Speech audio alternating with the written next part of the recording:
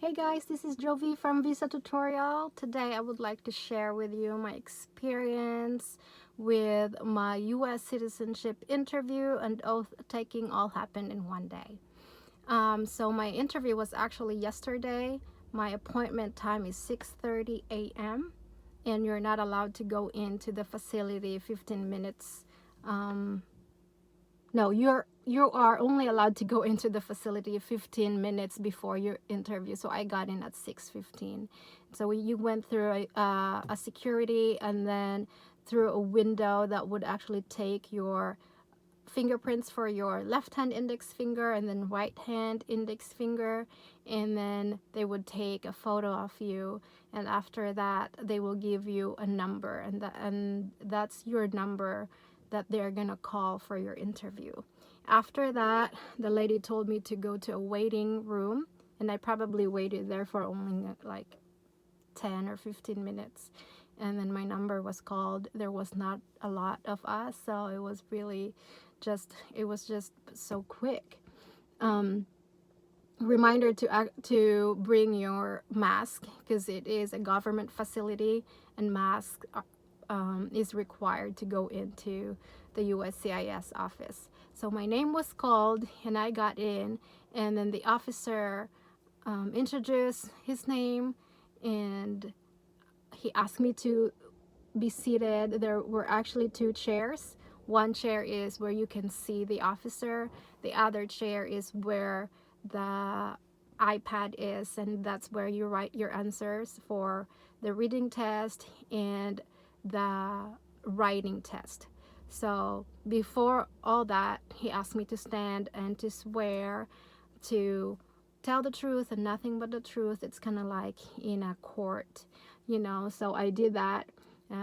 He asked me to raise my hand and did all that. After that, he asked me to go to the other chair where the iPad is, and he said that he's gonna have me read an English sentence. So the sentence was actually just really easy. It was my sentence that I read was, "What are the rights of the US citizens?"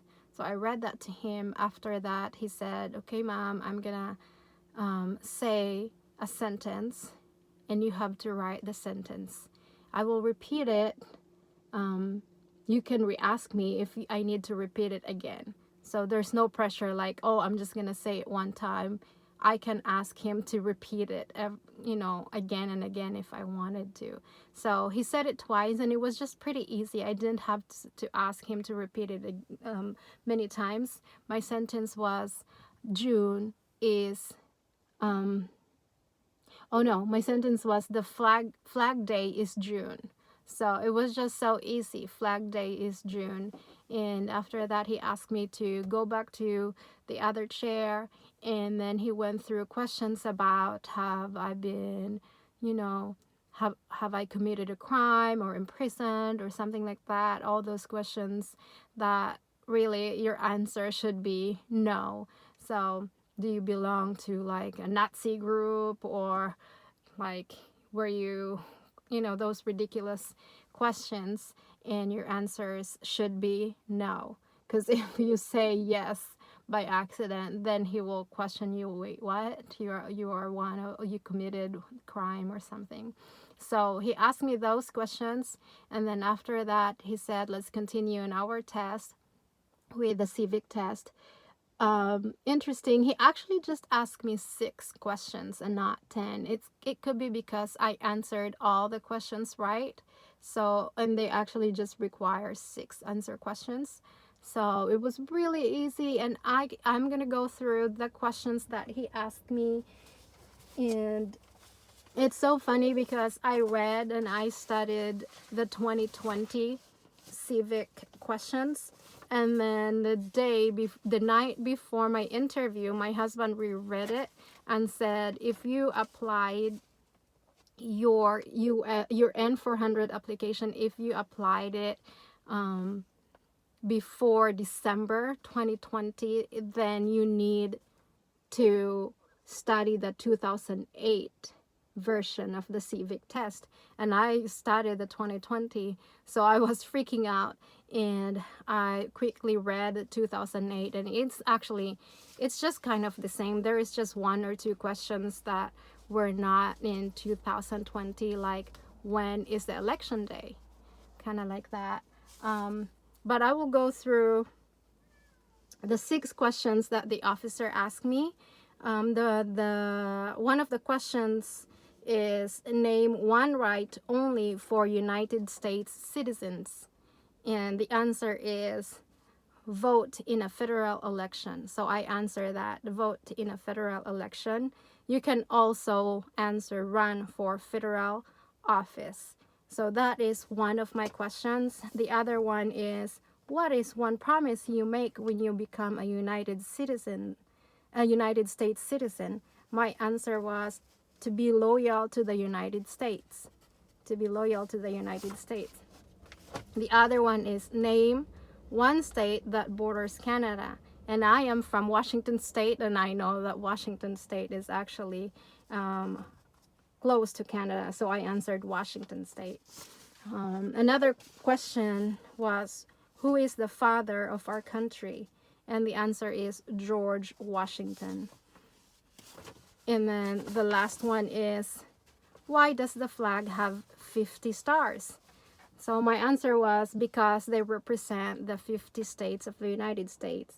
And or you can also answer because there is 1 star for each state, because each star represents a state, or because there are 50 states. So just the idea of they represent the 50 states of the United States is actually a right answer too. So yeah, so I answered all that. He only asked me 6 questions, and after that he asked me if I have been out of the country. If I have been out of the country within the time frame that I applied for my US citizenship, and I actually have. I went back to the Philippines and I was there for a year.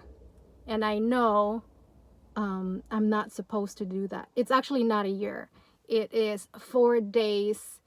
I only have 4 days, and then it's gonna be 1 year. When I actually got in here, I went through the US immigration, and the guy told me that, are you aware that you're actually not allowed to stay out of the country with your green card for more than a year? You're only 4 days short.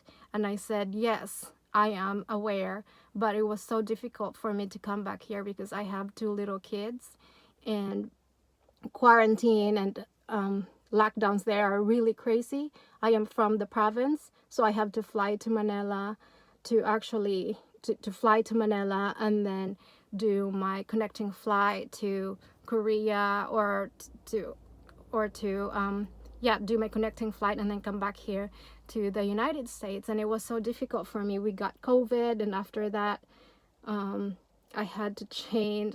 It was so crazy. I had all my documents ready. I actually have like this much documents to prove to him that I actually tried to not stay in the Philippines for a year. So, but he didn't ask me that. He just believed what I said, and I said I actually have documents, and then he didn't even want to see the documents. He said okay.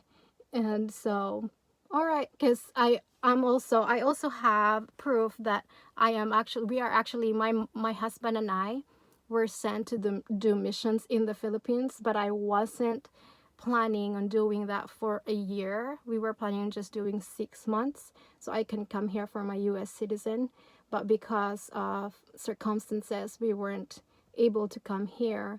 And so and I brought a lot of proof in my taxes, and even a letter from our organization saying that we were being sent there.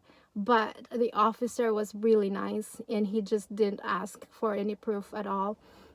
And so it was really intense because I didn't know that I was gonna do my oath taking. I was like, maybe he's not gonna have me do my oath taking right now because I was out of the country for so long. And then he said, okay, ma'am, you passed the test. Also, if your case is proven that you're actually not wanting to give up um, your not citizenship, my permanent resident status, then you will do your oath taking. And I was just like, oh, okay.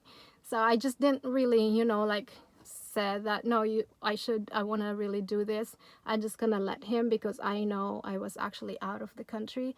And he just smiled and he told me that, if you stayed in the Philippines for 4 days more, it will be held against you. So you will be in trouble with your application. And I was like, I know, I actually really tried to come back here because we were hit by the super typhoon too. Our flight was canceled. And then there was also Omicron in Manila. So there was a lockdown. We couldn't go in. And so it was just really like God's favor for me because he said, okay, are you ready to take your oath? And I was like, oh, okay, yes, I am ready.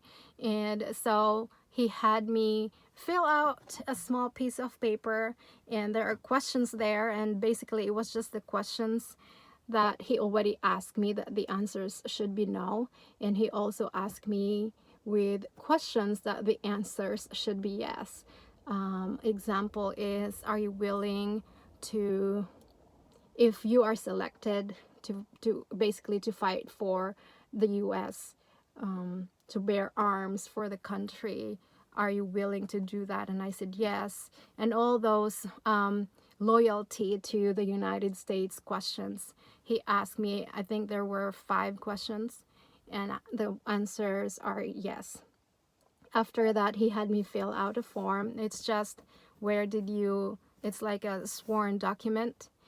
So it's your address, your name, and then your signature and the date. So I signed that. Then after that, I took an oath, and it was just like he asked me to stand up and raise my right hand and repeat after him. And after that, he told me to just wait for my certificate outside. So he showed me, walked me outside. He was a really nice officer. And he said, just look at your certificate and make sure that the names are correct and all the information before you leave the facility. And so after waiting there for about 10 minutes or 10 to 15 minutes, I got my certificate, and now I am a US citizen. So that's my story, that's my experience. And if you have questions, feel free to comment below and I will try my best to answer your questions. All right, guys, have a good day.